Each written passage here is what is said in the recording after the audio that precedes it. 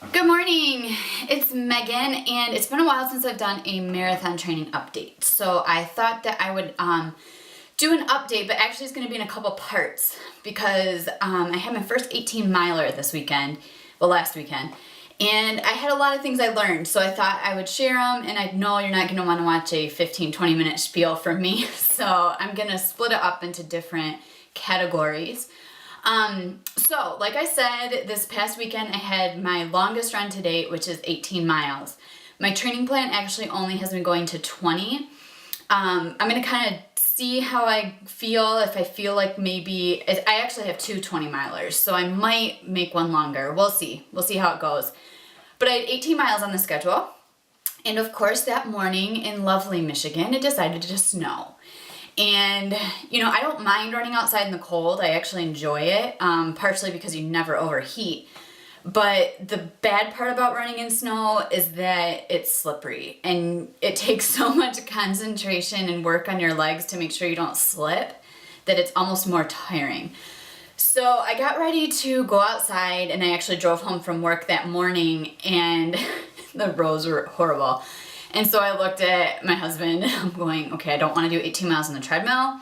And we knew that our subdivision had been plowed. So I told him that I was possibly going to go run 30 loops of our subdivision. Thankfully, by the time I ate my granola bar, let it settle, and got ready, the roads had cleared off a little bit. So I went on my regular route. My initial thought was I was going to do 3 loops of 6 miles. But I ended up breaking it up a little bit more. I did 2 3-mile loops, then the 6-mile loop, and then another about 4 or 5-mile loop, and then I went through my subdivision for the last mile. And it went well. It went really well. And, you know, up until this point, my training hasn't been ideal. And, you know, it's my own fault. I mean, I'm crazy busy, and it's just hard to get everything together. And I know that's a horrible excuse, and I don't mean it as an excuse. It's just, you know, marathon training does take up a lot of your time, and when you're as busy as I am, it's hard to make it all work. So since my training hasn't been, at least where I feel like I've been doing well, I decided to try intervals. And if you've ever read any of the Run Disney sites, Jeff Galloway is a former Olympian, and he does the run, walk, run method. So I decided to try intervals for my long run. Now, up until this point, I've been doing running a mile, walking a minute. And that's been working fairly well for me. So I thought I'd try these intervals during the 18 mile, and then I can determine, basically I did it for my own well-being. I did it for my own mind to say, yes, you can finish this marathon. Intervals at first are a little difficult. You know, I did 4-minute run, 1-minute walk. And it's very difficult at first because you don't want to stop. You're fresh legs and you're ready to go. And since I'd been up early that morning and working, my legs were bricks until probably mile 3 or 4 when I finally found my groove. But the intervals really worked. I felt much less fatigued at the end. When it comes to the actual marathon, what intervals will I do? I don't know. I'm gonna kind of test out these next couple long runs and decide. And you know, race day is always different. You always have that adrenaline rush that you don't have during boring training runs.